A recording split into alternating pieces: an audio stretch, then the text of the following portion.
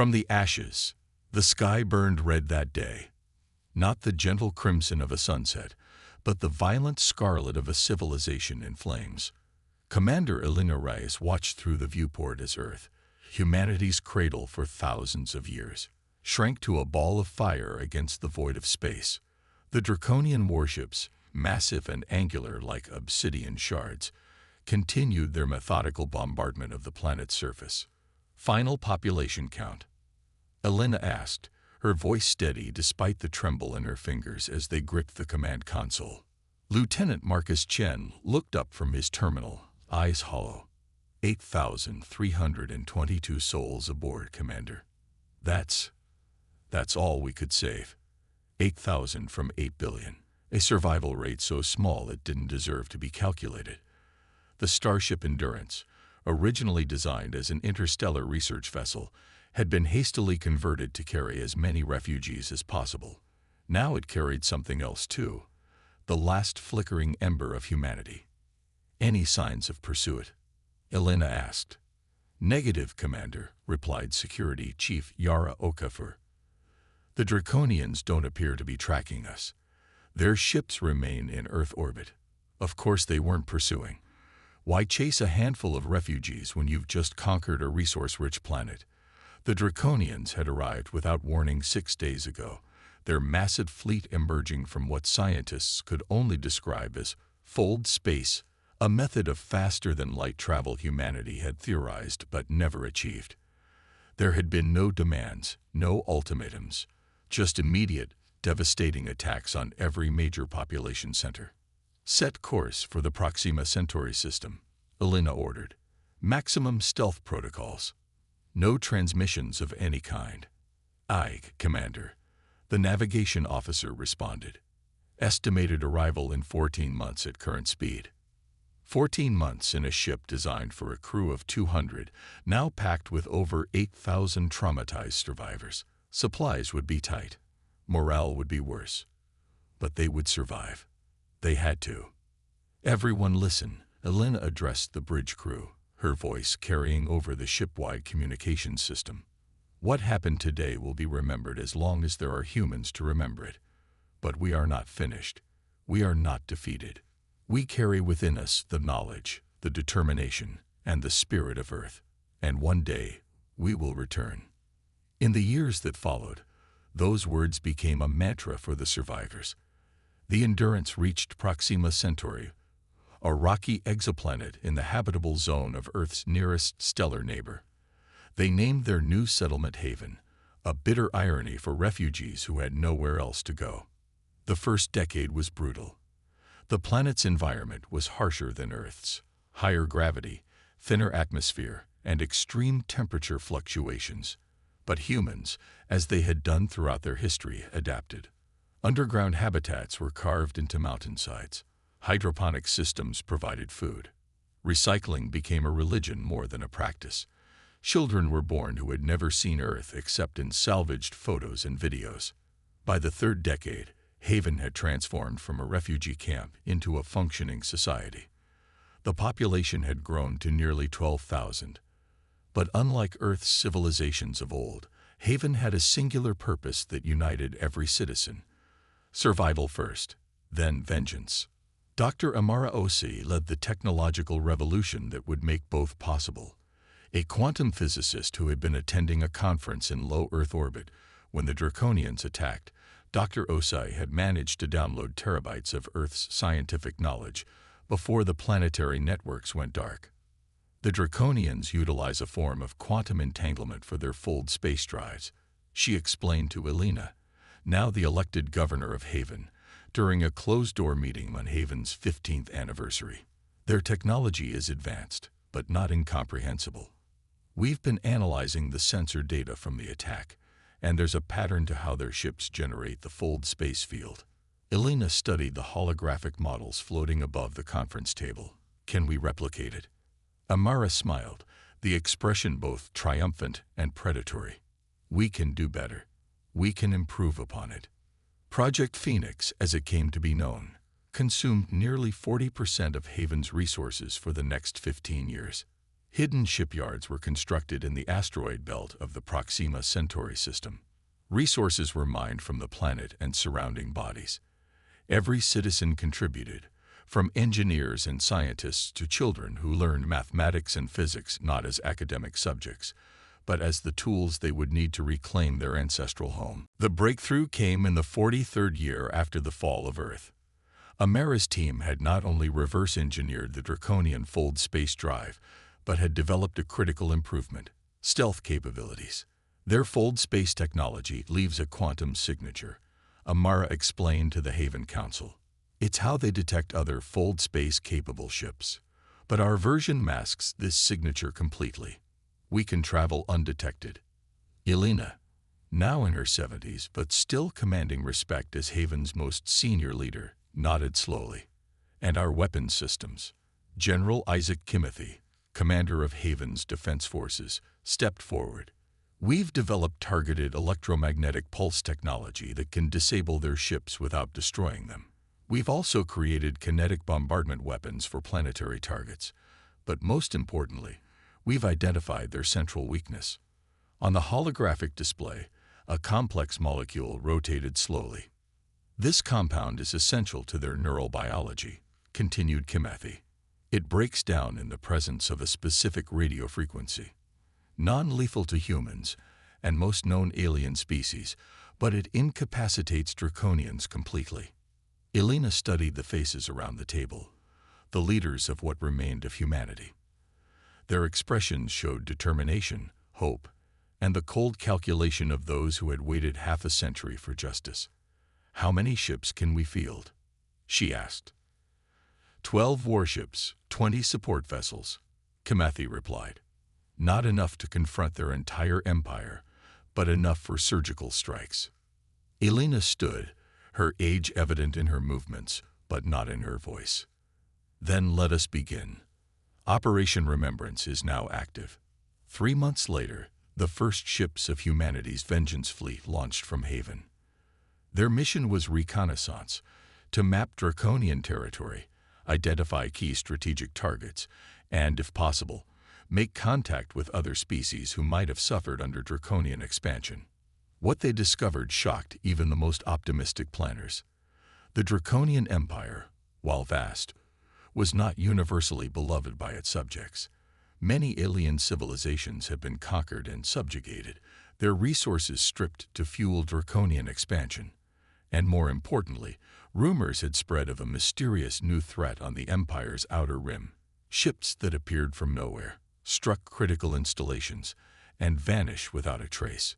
Humanity had already begun to write its return to the galactic stage. The rest of the story would be written in the stars, and in draconian blood. On the bridge of the Phoenix, flagship of humanity's vengeance fleet, Captain Zuria Rice, Elena's granddaughter, watched as her crew prepared for their first direct engagement with a draconian outpost. "All systems ready, Captain," reported her first officer. "Fold space drive charge. Weapons hot. Stealth systems engage." Zaria nodded, feeling the weight of 50 years of planning on her shoulders. "For Earth," she said quietly, and then louder.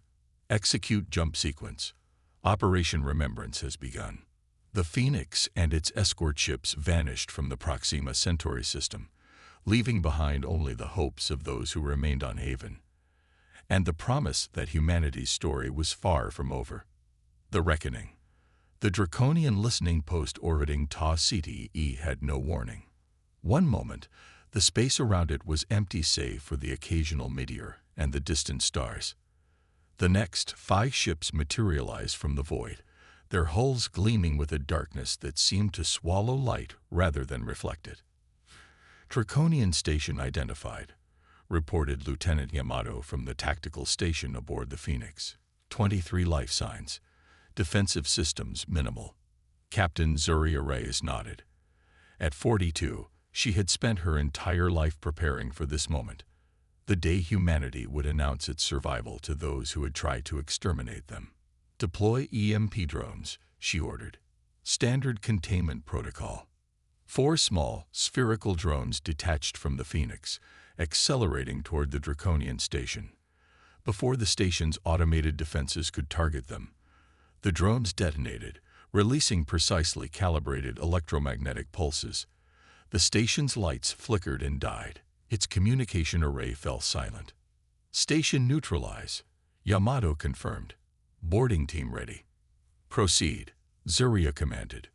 The operation was textbook perfect, a testament to decades of training and preparation.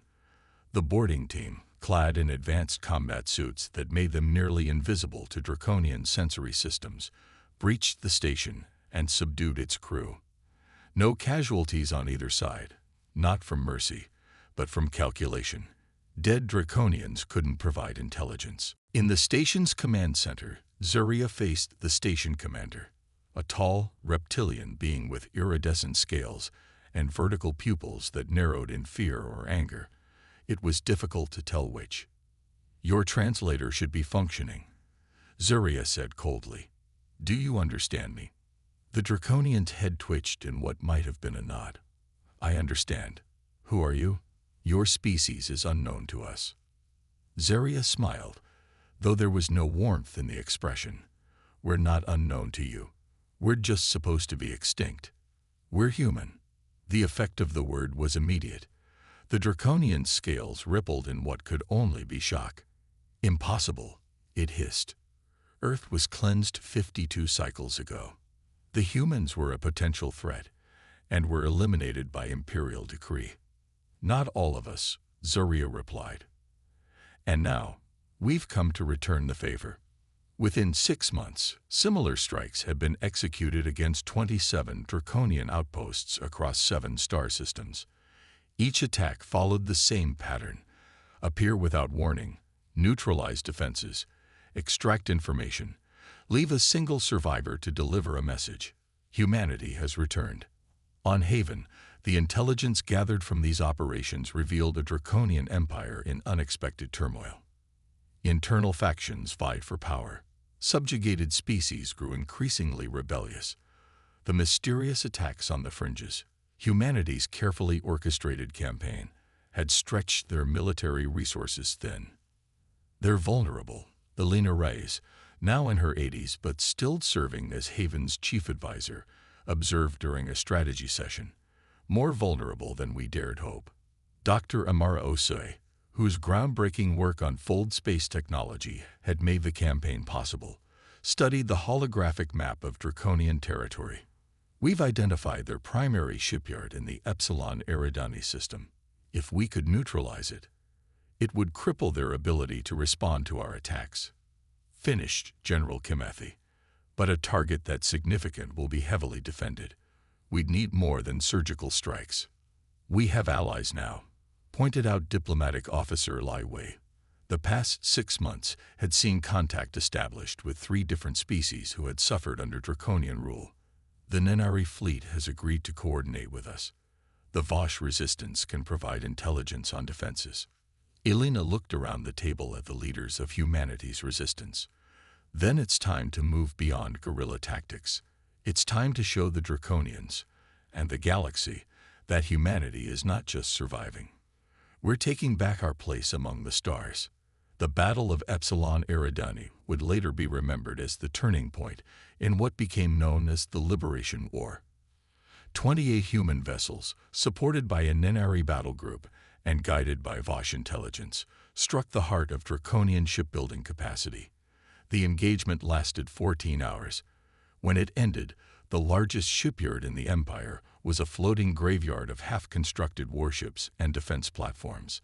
More importantly, the battle was broadcast across every subspace channel in draconian territory. Resistance movements on a dozen worlds saw concrete proof that the Empire could be defeated. Within days, uprisings began on subjugated planets. Draconian military forces, already stretched thin by humanity's campaign, found themselves fighting on multiple fronts. For the next 3 years, the war expanded exponentially. Haven's population, now approaching 20,000, committed everything to the campaign. New ships were launched. New alliances were formed with other species eager to throw off draconian rule. A coordinated resistance network spread across the Empire, guided by human strategists who had spent 5 decades planning for this moment. The final battle came, inevitably, at the draconian homeworld itself, a massive gas giant called Drax Prime, orbited by 7 inhabited moons. The combined fleet of liberation forces, now numbering over 200 vessels from 6 different species, prepared for what would certainly be the bloodiest engagement of the war. But the expected fierce resistance never materialized. As the Liberation Fleet entered the Drax system, they were met by a transmission from the Imperial Palace itself. "The Empress requests parley," announced a draconian voice over the command channel. "She wishes to speak with the human leader." Aboard the Phoenix, Captain Zuria Rise exchanged glances with her advisors. It could be a trap, warned her security chief. Or it could be surrender, countered her diplomatic officer. Intelligence reports suggest the imperial family has lost control of at least 3 provincial governments. They may see negotiation as their only option.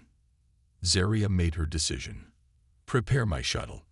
Inform the Empress I'll meet her on neutral ground with appropriate security measures." The meeting took place on Drax V, a small rocky moon that served as a ceremonial site for the draconian ruling class. Empress Skarath, resplendent in ceremonial armor that glittered with embedded jewels, awaited the human delegation in an ancient stone amphitheater open to the stars. Zuria approached alone, though she knew sniper teams from both the Phoenix and the Nenari vessels had the entire area covered. The 2 leaders, one representing a species nearly exterminated, the other representing the empire responsible, faced each other across 10 meters of weathered stone. "You should not exist," the Empress said without preamble, her translator rendering her speech into flat, unaccented English. "And yet here we stand," Zuria replied. "Do you know why we attack your world?" Skarath asked. When Zuria didn't immediately respond, she continued. "Your species was developing fold space technology. Our predictive models showed a 94% probability that within 100 years, humans would dominate this sector of the galaxy. You were deemed an existential threat." Zuria felt a cold anger rising within her. "So you slaughtered 8 billion people based on a prediction." "We acted according to imperial doctrine established 10,000 years ago," Skarath replied, her tone suggesting she found the conversation tiresome. "Potential threats are eliminated before they can materialize. And how has that doctrine served you?" Zuria gestured toward the sky, where the Liberation Fleet hung like stars among stars. "Your empire is crumbling. Your subject worlds are in open rebellion. Your military cannot protect you." For the first time, the Empress's composure cracked slightly. "What do you want, human? Vengeance. Will the destruction of my world balance the destruction of yours?" Zuria took a step forward. "We considered it. For 50 years, we planned your extinction as meticulously as you planned ours. But in doing so, we would become you, and that is a price too high to pay for vengeance." Skarath's vertical pupils widened slightly in what might have been surprise. "Here are our terms," Zuria continued. "The Draconian Empire will dissolve.